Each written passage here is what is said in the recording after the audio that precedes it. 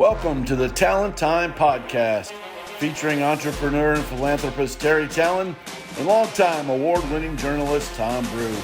We'll be telling you stories from around the country about sports, business, philanthropy, and mentoring. It's a full season of podcasts right here at tallentime.com. And welcome to the show. Welcome to episode 7 of the Tallen Time podcast. Alongside Terry Tallen, I'm Haley Jordan. We are so blessed to have two crucial big names here at the Kelley School of Business within the Real Estate Studies program. Our first guest was Jeff Fisher, who you talked with a few weeks ago. He's the Professor Emeritus here in the Real Estate program at the Kelley School of Business. And then our next guest that you will see featured later is Doug McCoy, who the really cool thing is Jeff Fisher handpicked him as his successor as the director for real estate studies within the Kelley School of Business. He sure did. I was able to witness that back in the day, and we're so glad that Doug's here to join us today.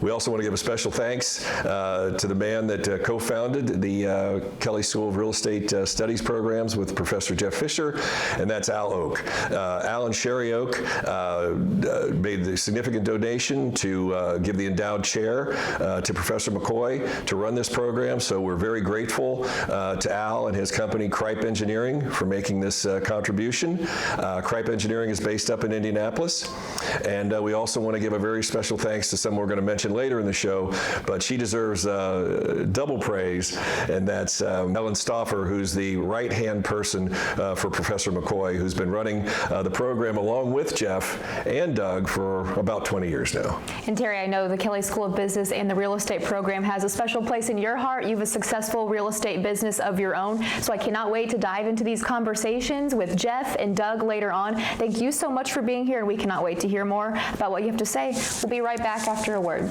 And here they come, and Indiana got to him. Sack. Indiana football is back. Hoosier fans, Indiana football tickets are on sale now. Catch the action this fall at Memorial Stadium as head coach Tom Allen leads the Hoosiers into battle against the Western Kentucky Hilltoppers on September 17th. For more information or to purchase tickets, visit iuhoosiers.com. Support the Hoosiers in 2022. Go IU. Hello, everybody. Tom Brew back with you here at the Hilton on Singer Island, just beautiful Palm Beach County right here on the east coast of Florida. Very, very happy today to be here for another part of the Tallen Time podcast, and happy to have Terry Tallen with us as well as one of his longtime mentors in real estate, and going all the way back to their time at Indiana University, Dr. Jeff Fisher. And Jeff, thank you very, very much for being a part of the Tallen Time podcast, and glad to have the two of you back together again. Thank you for letting me join you. It's great to be here today, and it's great to have Jeff with us on this episode. This is a very special episode for me, professionally as well as personally. Jeff is the reason I got into commercial real estate. So you can, all of you out there that know me from that industry, you can blame Jeff right here. But Jeff was, I was fortunate enough to be a student of Dr. Fisher's back in 1980. So we've got a 42-year relationship. And he's been an exemplary leader, educator, author, and most of all, a good friend. So I know that Tom and I have a few questions for you today, Jeff. And Tom, why don't you take it away? Absolutely. Yeah. Obviously, Jeff, just to let people know kind of quickly, you're the co-president of the Homer Hoyt Institute down here in Florida, which is Terry is becoming a part of that tonight, which is good. And Professor Emeritus at the Kelley School of Business at our beloved Indiana University, and you have a doctorate in real estate and finance from Ohio State, an undergraduate degree in industrial management from Purdue University. Well, you're not supposed to admit that. I know, and an MBA from Wright State as well. And you've led several real estate organizations, written several books, so it's a thrill to have you here. And so just kind of maybe real quickly, if you could, Jeff, just sort of how did all of this begin for you way back when for yourself? That's kind of an interesting story. I try to give the short version of it. So I was a graduate student at Wright State University.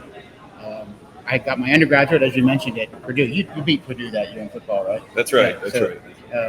Got my undergraduate at Purdue, worked for Westinghouse for a couple of years, but I started a graduate program at Wright State University, and Westinghouse was going to transfer me, and decided to go full-time at Wright State University. And as a graduate assistant, I started working with a professor who, interestingly enough, had retired from the Navy and then got his PhD at Purdue University.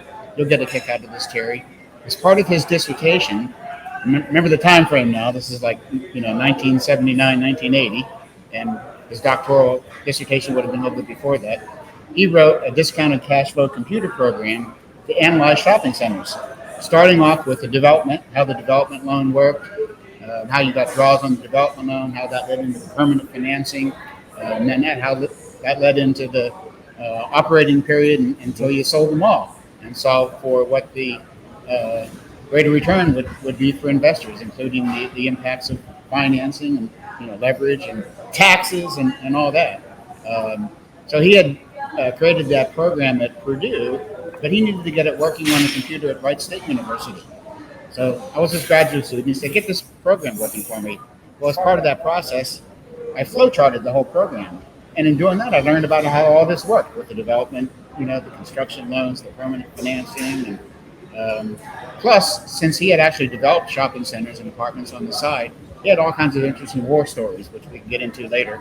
He had the JCPenney store, that you remember them, that went bankrupt, and he had to figure out what to do with that space. Oh, no, I'm sorry, a Grant store that went bankrupt, and he had to fill it in with a penny store. So had a lot of interesting war stories to tell me. So that's kind of got me interested in real estate, is talking to him and hearing his stories and working on this computer program.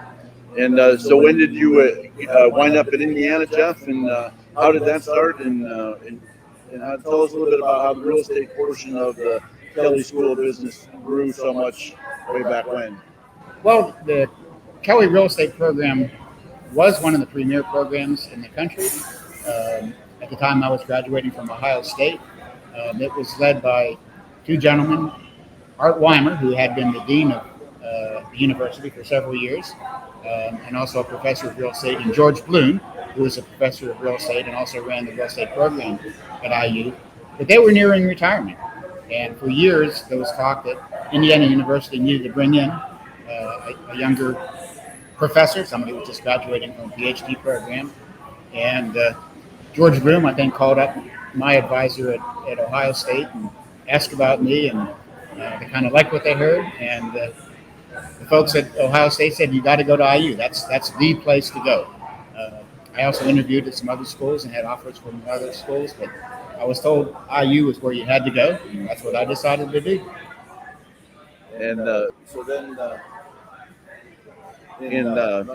Terry was there in Indiana at the same time I was, from 1976 to 1980. So tell us a little bit about what you got to know about Terry Tallen, the student, and if you could have seen back then how it all would have played out for him, if that was something you saw in him then or not. Oh, of course. I got there, and I got there. I got there. We're supposed to do this on the screen. I got there in 1979-80, so Terry was already there, and famous football player by that time, right? Probably captain the team at that time, and I probably didn't know very much about real estate then. I was pretty green, first year teaching at IU, although I'd done some teaching at Ohio State. I wish I knew then what I know now about real estate. Probably would have been even a better professor, but evidently I said something that got Terry interested in real estate. Terry really took it from there, right? And just has had a great career in real estate. Really proud of what he's been able to accomplish. One of my star students. What else can I say? Sure. Clearly was somebody that was going to be successful, whether it was football or real estate or whatever he was going to do in life. Well, thank you, Jeff. One of the interesting things about the Indiana program, and as you know, many of the programs have a different curriculum and how they train you. Indiana trains everyone as a financial analyst, real estate analyst. Everyone is Argus trained. So you students that are out there, they're looking for a good foundation, a good solid background on the finance and the analyst side. The Indiana program is terrific, and Indiana doesn't waver in that. So everyone goes through the program is completely Argus trained in in real estate finance, as are many other programs, but that's a specific curriculum. And so a lot of big companies, the institutional capital groups, the institutional owners, the big consulting firms, they hire a lot of students from Indiana University. I had the pleasure of being with Jeff a couple of weeks ago in Indianapolis for the annual Jeff Fisher Legacy Dinner and Award Program. Awards were given out to several young men that are just absolutely, I would say, for their age, brilliant and well ahead of their time. And it's a tribute to the program that Jeff put together and that our great friend Doug McCoy runs now, and also to these young men's hard work. And interesting, Doug McCoy overlapped with you a little bit on the football team, didn't he? That's correct. Doug is just, I think, about a year younger than I am. He was an offensive guard on the Indiana football team, and he was your hand-chosen successor. Interesting, the connection that we have there between the football program and the real estate program. It's a very nice small world story, and Doug's done a great job in growing the program that you exponentiated. He has done a great job. One of the things that I think we've all sort of learned through the years, and I think really falls into play with a real estate education, is that that is something that you continue to learn about forever. So when it comes to mentoring and leaning on people and asking for advice, Terry, I know you shared stories of that about, but always sort of touching in with Jeff through the years and other people as well. And it's been a 40-something year relationship between the two of you. So the time after Indiana, what's that been like to be able to sort of bend his ear and have him be able to answer questions for you and share ideas along the way? Well, we say every time we talk to Jeff, we learn something. So that's a big part of it. What Jeff does that is really special is he takes a lot of information and what might be considered sometimes complicated or as it ties together, right? There's all sorts of layers in commercial real estate, as the practitioners out there know, the academics that are watching today, as well as those that want to get into the industry. But Jeff made it very easy to learn. He made it decipherable. He made it exciting at the same time. When you're talking about maybe real estate valuations, appraisals, discounted cash flows, but he taught you not only the formulaic way of doing it, but why you did it and why it was important to you if you wanted to be a real estate investor, advisor, broker, whatever it might be. So that was a big part of it. Yeah, and you're absolutely right that we're always learning. I feel like I'm still learning. Every time I teach, I feel like I learn something. And another good example of how Terry helped me, I have this program that I helped develop that does lease analysis. And I was looking for good examples during the height of COVID as to, Terry, how are you handling it when tenants aren't paying their rent? And Terry gave me a great example of how you worked out, where, okay, we're gonna add those rent payments on at the end of the lease and make some adjustments here. And I could use that program to solve for, okay, after you do all that, how does that compare in terms of the net rent that you get over time, the value of that rent compared to what you were originally going to get, which turned out to be about the same, I think. So you worked it out that mathematically, even with the concessions you gave the tenant and restructuring the lease, it worked out to be an advantage to both of you. Yes. That, again, a good example that I showed with other people in webinars. Mm-hmm. And what that does also for our real estate professionals out there, you don't want vacant stores in a recessionary period or in a certainly in a pandemic period or any time where the economy may be down.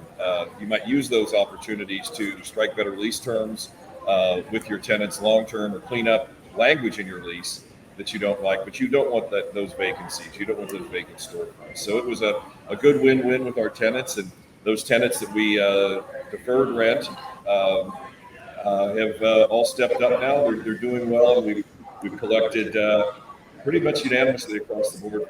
So it worked out. We'll be right back on the Tallen Time podcast after these messages from our sponsors. Welcome to the New Calm family. My name is Jim Poole. I'm the president and CEO of Solace Life Sciences, the neuroscience company that makes New Calm. And what is it? It's simply a technology that when you're feeling stressed or you're not sleeping well, whatever it is that life brings you, New Calm is a tool that predictably, safely, and reliably is going to take good care of you. Find a comfortable place.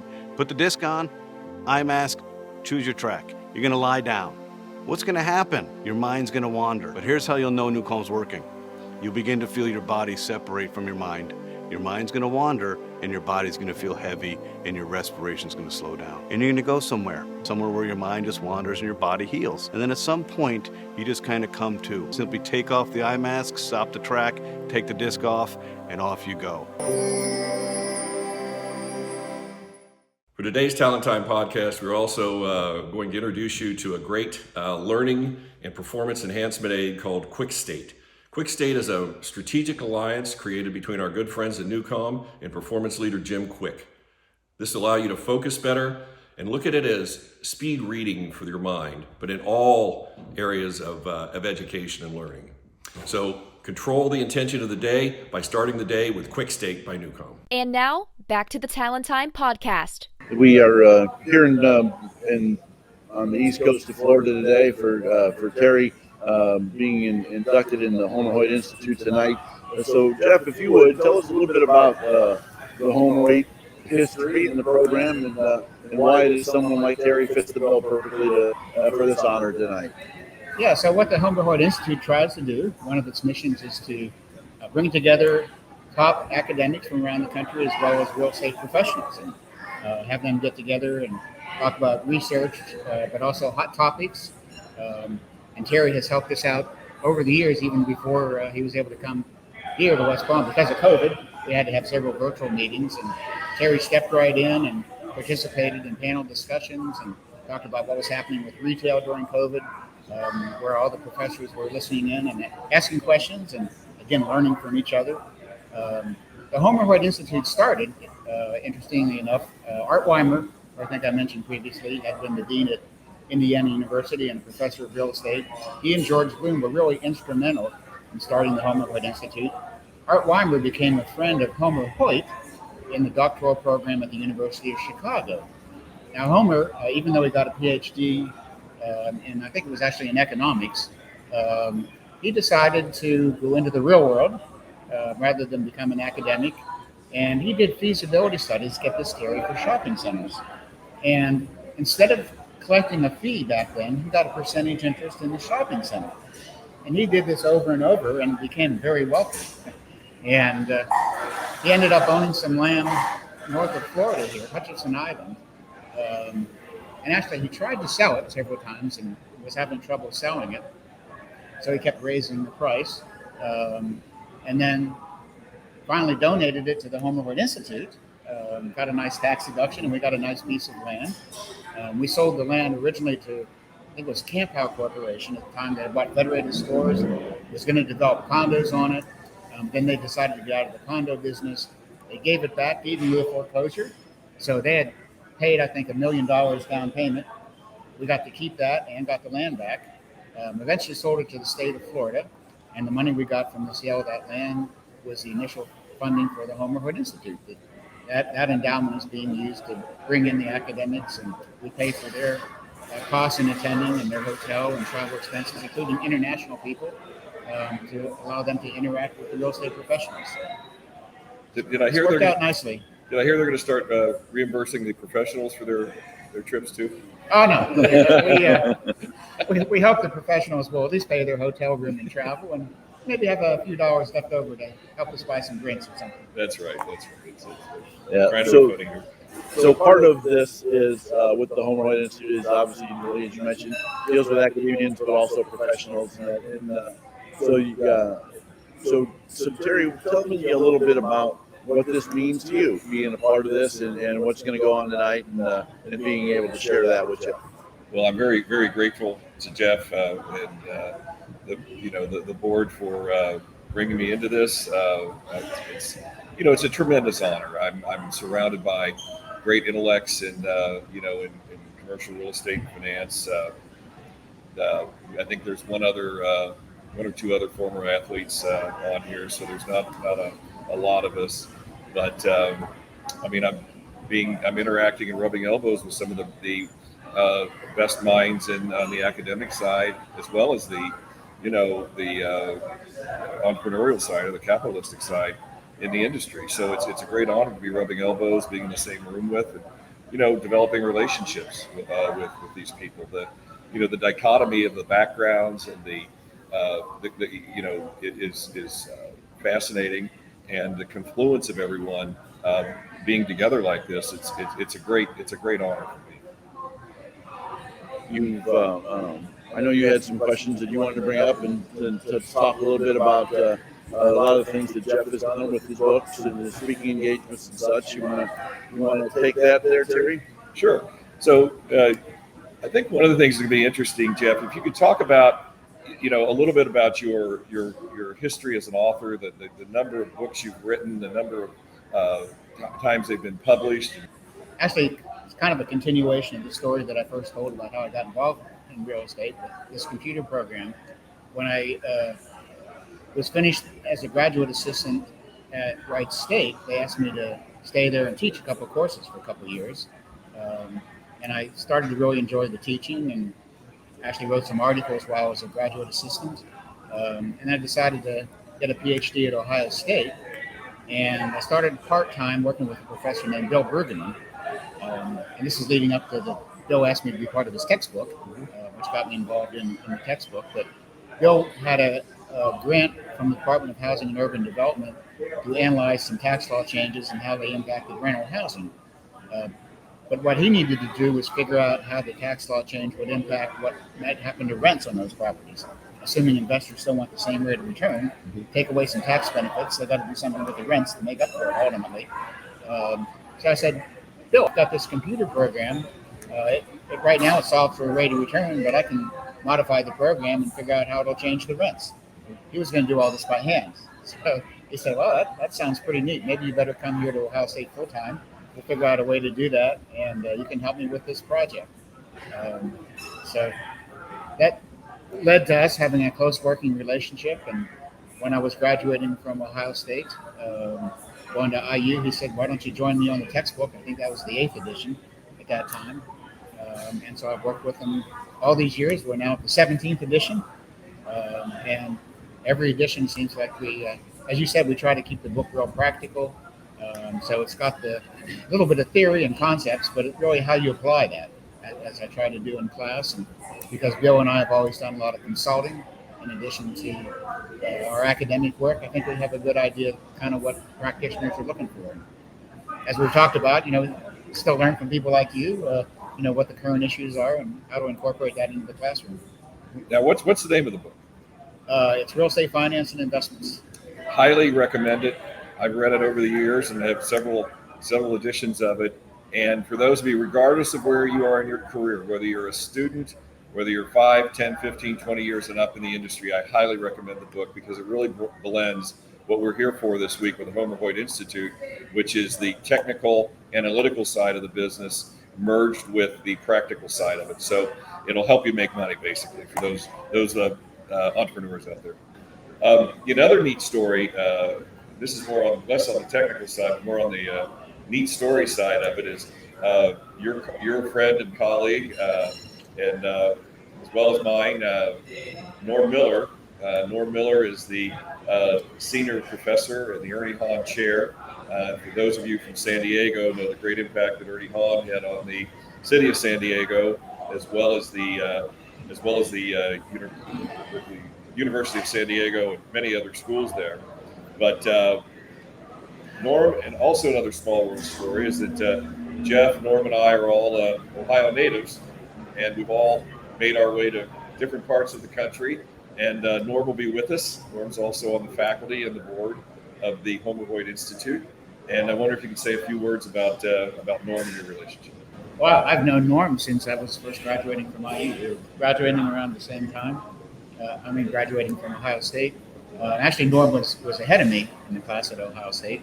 So he did actually graduate a few years earlier.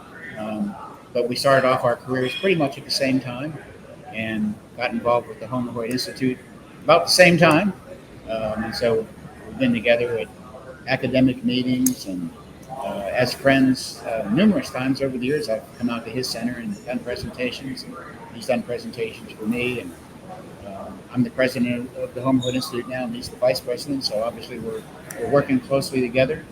And he's just been great to work with, as you know. Yes. And he's well respected in really nationally and internationally, but certainly for the work he's been doing at the university.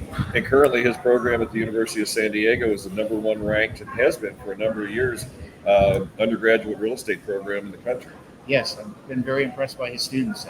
I used to be a judge on the Argus case competitions, and it seems like they would win every year. Mm-hmm.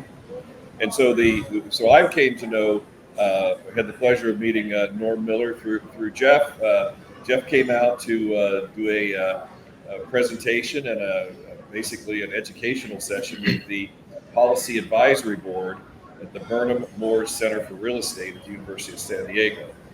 The Institute, or the Burnham Moore Center, is led by a terrific professional, also a friend, and another great leader in San Diego, Staff Karras. And through that introduction and through that day, I became involved with the Burnham Moore Center, and it's been a wonderful situation for me. The board is a wonderful group of professionals, a very significant group of professionals and leaders, within our industry. We've hired several people through that program, and one young man is still with us and doing a terrific job. So really hats off to you for allowing me to meet Norm and to get into that type of environment.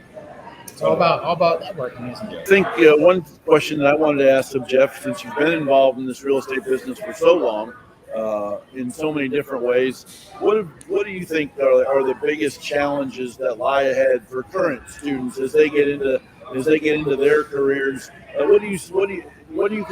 Can you project forward a little bit, 5, 10, 15 years as to what might be the biggest challenges that come up for people in entering this field?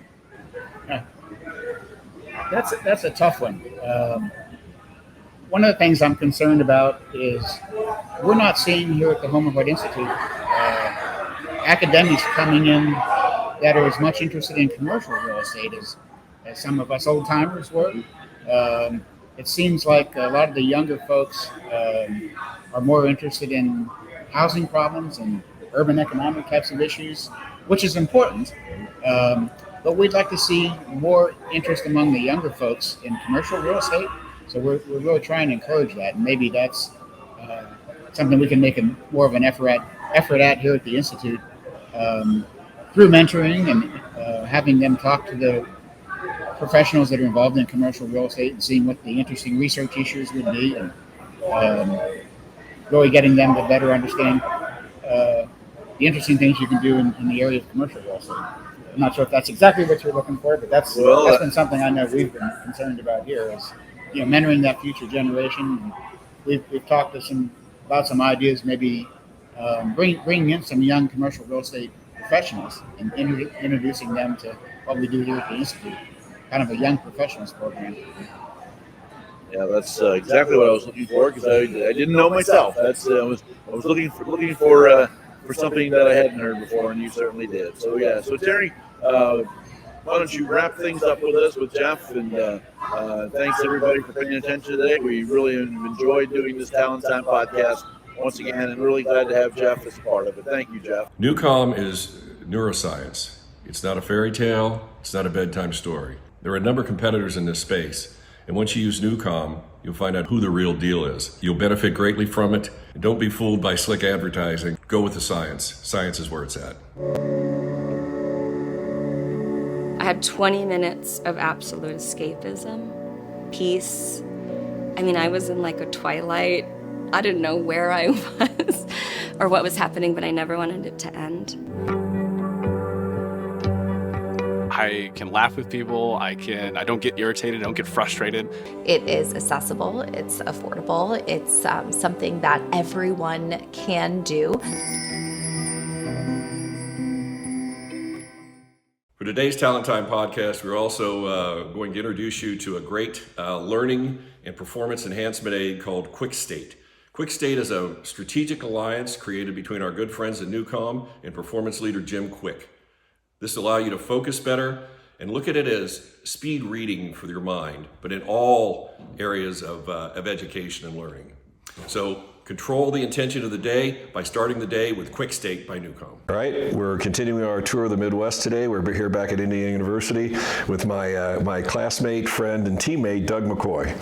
Doug McCoy is the head of the real estate school here at Indiana University, the executive director, and the Al and Sherry Oak chair of real estate finance.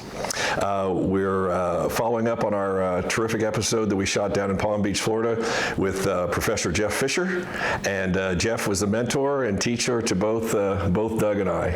And we have a long history, and we're going to tell you about some of that history today, as well as for our young people in the audience to learn a little bit more about the Kelley School of Business, to learn about the real estate program at the Kelley School of Business.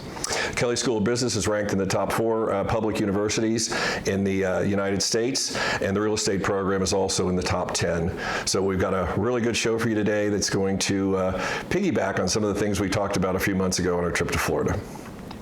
So Doug, you and I were both fortunate, as I mentioned, to be taught by Jeff, to be friends with Jeff over many years. We each have over a 40-year relationship with Jeff, and Jeff handpicked you to be his successor. And could you tell a bit about the lineage of some of the terrific professors that we've had here on the real estate side, and the progression to bringing you to this point? Yeah, well, it's amazing what IU's done. It goes back to Art Weimer and George Bloom and then Jeff, right, and then the founding of the center, and you see the product of their expertise and their love for real estate and their alums, because we have an incredible alumni base that's doing wonderful things and amazing positions. And this goes back many years, because they had the vision to commit to real estate here at the Kelley School of Business, and we're a couple of those beneficiaries of that as well. We are. We sure are. And one of the things that Kelley does that's unique to most schools is the curriculum. When you come in here, right, you're trained heavily in finance. Kelley is one of the leading schools in the country and in the world in real estate finance and in finance in general, and we have many distinguished alumni in those areas as well. So that if you come to Kelley and you're able to get into the real estate program here, which isn't easy, you will be trained in real estate finance. You will also be Argus trained, and we can go a little bit about Argus later, but everyone has basically the same curriculum, and that's one of the reasons why Indiana is one of the highest sought after undergraduate for employment. Correct? We've had some tremendous placements this last year, and maybe we can talk a little bit about the curriculum, and then maybe about some of the type of opportunities the hard work that the students put in here, the type of jobs that they ended up with. Yeah, well, to end up for those jobs, Terry, I mean, they basically have to interview as an experienced professional. So how do you go from being a student and graduating as an experienced professional?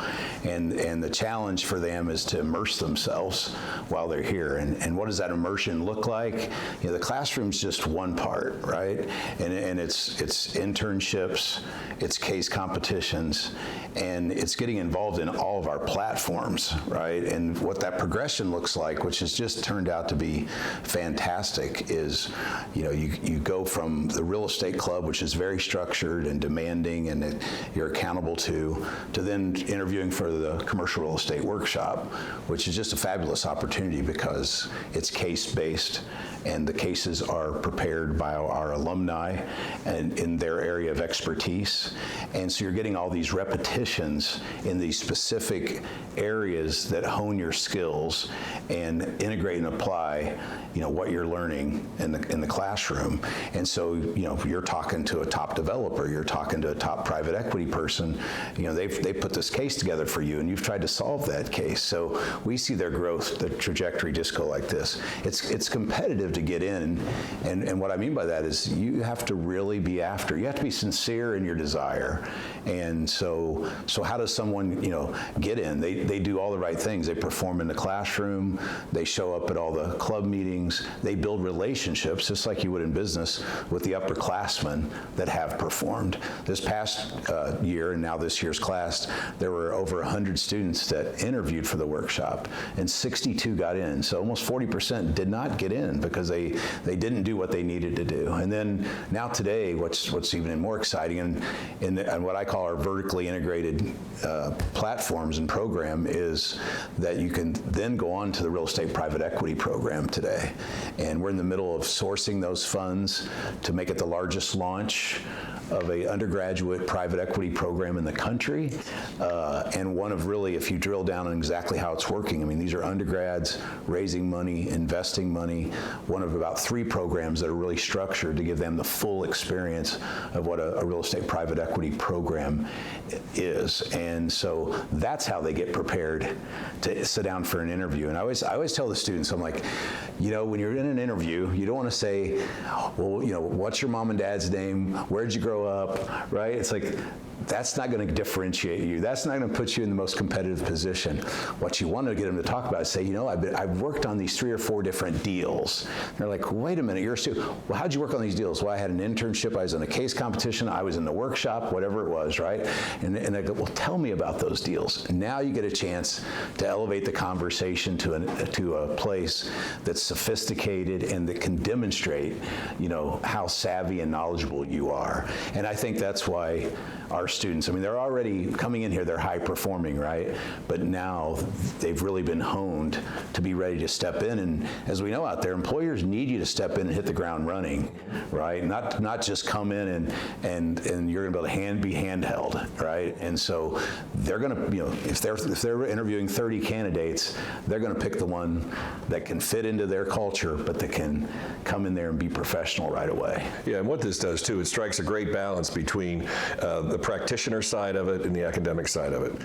And that leads into what we talked about with Jeff down in Florida, also the Homer Hoyt Institute.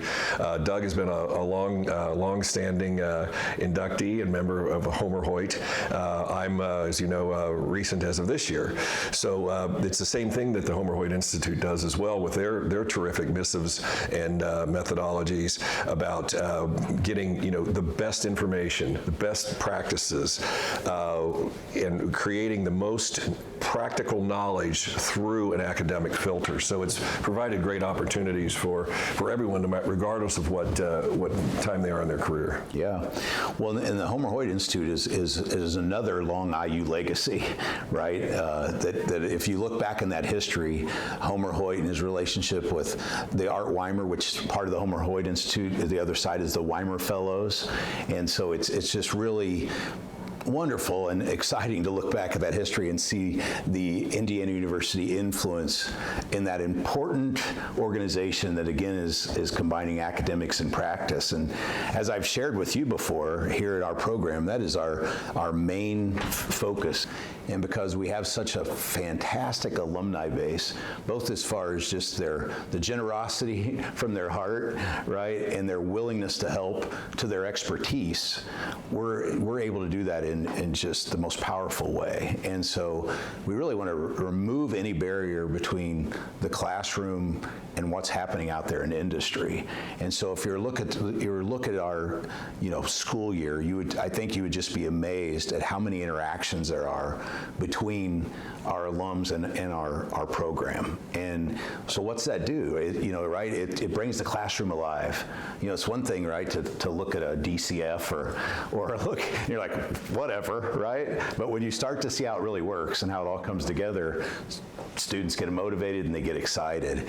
And when you're sitting across also the table, presenting your case to somebody who's developing a $50 million deal or allocating millions of dollars of capital or what have you, and you start to go build confidence and go, hey, you know what, I could do this, I can sit across the table and converse with someone like this, and there's just such great growth both with expertise and interpersonal skills and that. And, a really fun thing we do in the workshop is we do an interview competition, and it's based on the basketball tournament bracket, right? And so you got all these students vying to win as they go from the Sweet 16 to the Elite 8 and so forth. But what's so productive about it is the system works so well that you start to see the people that get to that final two and then win, they're able to bring together their interpersonal skills with their analytical skills. And that's really the challenge, right? Overall, right? Is to bring those two together the best we can. That's going to make you a leader out there in the industry. So we're just so excited though about our alums and how much they provide to our program and how that marries together with this learning. And with that, you've put together a terrific policy advisory board, real estate advisory board, and the advisory board, and I've been a member now for, I don't know, 10, 15 years, something like that. It has been wonderful because we interact with the kids one-on-one. We'll come in, we'll teach classes, we'll do case studies. We have events that there's the alumni and the students will share in. We had a wonderful event earlier this year up in Indianapolis where Doug got basically a Lifetime Achievement Award here at Indiana University. He's a very humble man, but he's very well deserving. And Doug also, from an educational standpoint, for some of the younger folks out there watching this, Doug put the effort in, the time and effort in to develop many skills, including Doug is he has a JD, so he's a lawyer. He has an MBA, and he also has a CPA. So you are more than qualified, Professor McCoy, for this position. And what Doug has also done on the interpersonal side and the relationship side, he's allowed us, to branch out a bit with what we do on the mentoring side. We have several episodes about mentoring, and we were able to bring in a young man who was a former IU football walk-on. He was a former IU football captain who earned a scholarship along the way, Mitchell Page. He's a superstar player here, and I think even a better human being. And so we were able to put Mitch on the board earlier this year, and Mitch will be back visiting with us this fall.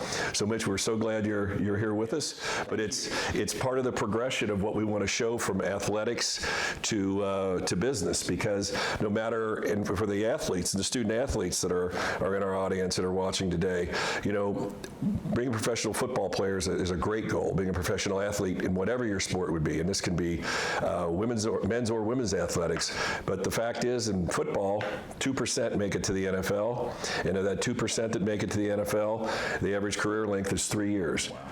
So you can have a great run, you can have a great college experience, you can have a great pro experience, but at some time, as Chuck Noll used to use the term, your life's work is going to come into play. So one of the things that we want to do, and that I'm personally committed to, is to help with that transition and help to be a bridge between the athletic life and the, how you're going to earn a living, how you're going to, start a family, but how you use this academic and this blend for the case of the student athlete, of what you learn in resiliency and tenacity, hard work, the things we learn in the classroom, on how you take that forward to become a professional. That's outstanding. And another thing I'm really proud about our program is the student leadership opportunities. And our alumni, our faculty, but our students are fantastic, and they're so motivated by our program that they really are taking charge and are committed to excellence, and they're learning how to look at this from a standpoint of serving it and making it better because they care about it. And they also understand that, when you do that and you're passionate in that way, all boats rise. It just comes back to you in spades. And it's amazing today how much they're doing to operate the program and doing it successfully. Last school year, the real estate club was #1 out of 70 clubs at Kelley. And if you talk to these folks that are running it this year, they're like, we're going to repeat, and they are after it. I mean, I think they will, because they are absolutely after it. But you imagine a learning community where the people that it's serving are actually taking hold of it, right? And then you have this faculty and alumni base that's just so willing to help and to give themselves to it. And kind of the general overall statement is we're here to help these students get to where they want to go. And we all know that it takes both expertise, right? Technical expertise, and it takes interpersonal skills, but it also takes great character.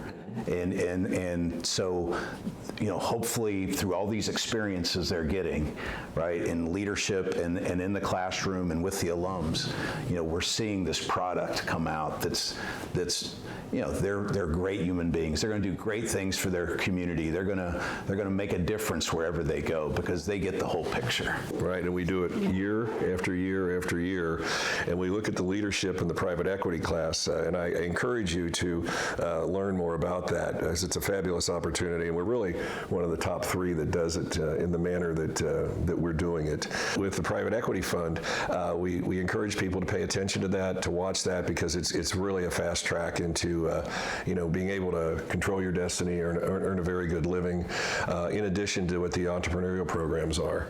We're going to be having an entrepreneurial case study coming up the Michigan weekend. And can you talk a little bit about that, Doug? Yeah, so this is going to be what we do the Friday before homecoming is we have an alumni conference, and it's really to serve the workshop members. And so we have several panels, and part of that is the entrepreneurship panel. And real estate lends itself very well to entrepreneurship because, right, we can take somebody that has almost zero in their pocket and they're able to use other people's money, debt and equity and tenants' money to make incredible things happen, right? And wow, is that amazing for these students. And so what we kind of have to do as a matter of this conference is fill in those gaps to help them understand how you go from point A to point B. And once you do that, you can just see the light bulbs coming on, and that they're going to take action, that somehow this is going to happen. So we're very excited, to have that opportunity to, again, have our alums in, mixing and filling in those blanks so that they're ready to hit the ground running. And it just gives them such a leg up. Oh, it's so true, because, anytime you're starting a business, you really don't know how to go from point A to point B. You might know what you've learned along the way, or advice you've had from your mentors or other leaders that you respect. But this is a great way to speed up that process dramatically. And as we all know, time is money. So we're trying to help get them on the fastest path as quick as we can. Yeah, I thought it was cool at lunch, Terry, because you were talking about how you knew Solomon and you knew this other student, and and then your mentor to Mitchell, and Mitchell you brought on the board and so forth. But we know that students, the business is so much about relationships, right? And so that's another huge part of the program. But isn't it great through all these interactions that you're developing relationships with these students, and vice versa, these students are developing relationships with you, and these are lifelong, incredible value adds to that probably kind of we don't talk about enough, we don't think about enough, and the impact that they have. But here's a sophomore, junior on campus. They got a relationship with a CEO or a partner or a MD somewhere, and they've hit it off, and they want to be like that person someday. And it's just cool how this baton's getting passed through the years, right? And then we, 5 years out, all of a sudden someone's out there and you're doing a deal with them or what have you, right? And then, wow, what a great thing to be a part of a community like that. It's and the business is so fun that way too, isn't it? It sure is. It sure is, like in our core business, which is retail real estate. When we bring on young people and we train them in different aspects and different facets of the business, finance, management, leasing, capital markets. But the leasing side of it is neat, because a lot of these kids are very gregarious. They have good personalities. They want to meet people and they want to grow. So we always say that you may be a 20-something coming in leasing, and you're going to be working with a 20-something that works at Starbucks. And then that's 20-something at Starbucks is going to someday be at CVS or Walgreens. And then someday they may go to Home Depot. And so as they go up the ladder, you go up the ladder, and our group is very good at interacting with each other and developing relationships. It's a huge relationship business. But then as you go through the way and then you have your own company, your own organization, and you say, I remember when we did that deal over here, and I remember we did that deal over there, and you say, oh my God, where did the time go? But you're always there because we help each other. We count on each other as allies and say, hey, what's going on with this over here? I'd like to do deal with this guy, or can you introduce me to so-and-so that you worked with a few years ago, over at CVS or wherever it might have been. So it's another neat aspect of this curriculum, but also our industry. Yeah, well, that's so well said, because the students, when they're thinking about relationships, and I kind of just fell into it, like, okay, alumni. But the other thing to emphasize is, do you realize who's sitting right next to you in the classroom right now, right? These are going to be your best friends. You're going to do deals with them, and this is going to be a lifelong relationship. And there's just so many high-performing peers around them. Hey guys, go in a case competition. You guys are going to be friends for life, right? And it's just so productive, because you're right. They're going to grow up in the business together, and they're just going to see that fabric come around them, and their productivity increase, and their opportunities expand, and it's really pretty fast too, right? I mean, you're out 5 to 8 years, and before you know it, you're in a pretty great position, working on deals. So yeah, it's fun to watch these students transform into professionals and great people. And here they come, and Indiana got to him. Sack. Indiana football is back.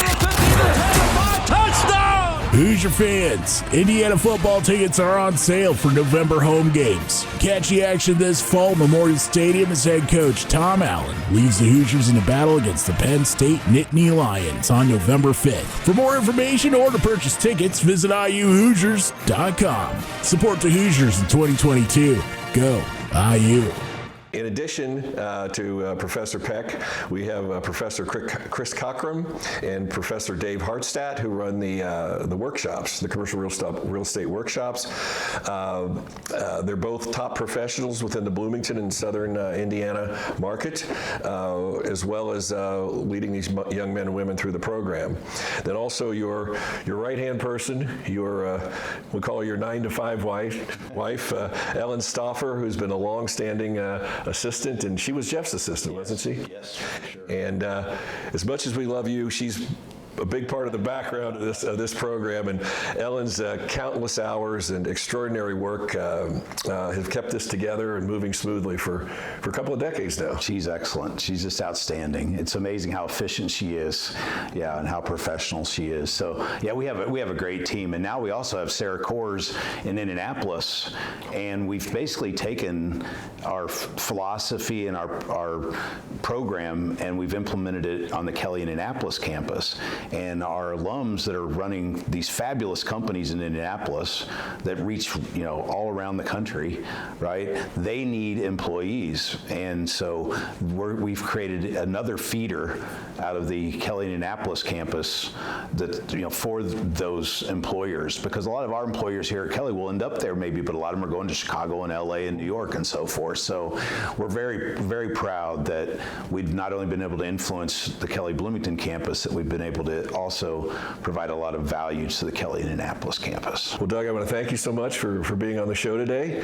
When we end our shows, we end them in different ways, but one of the things we typically do is we have a good handshake. So, Doug, thanks so much for joining the show.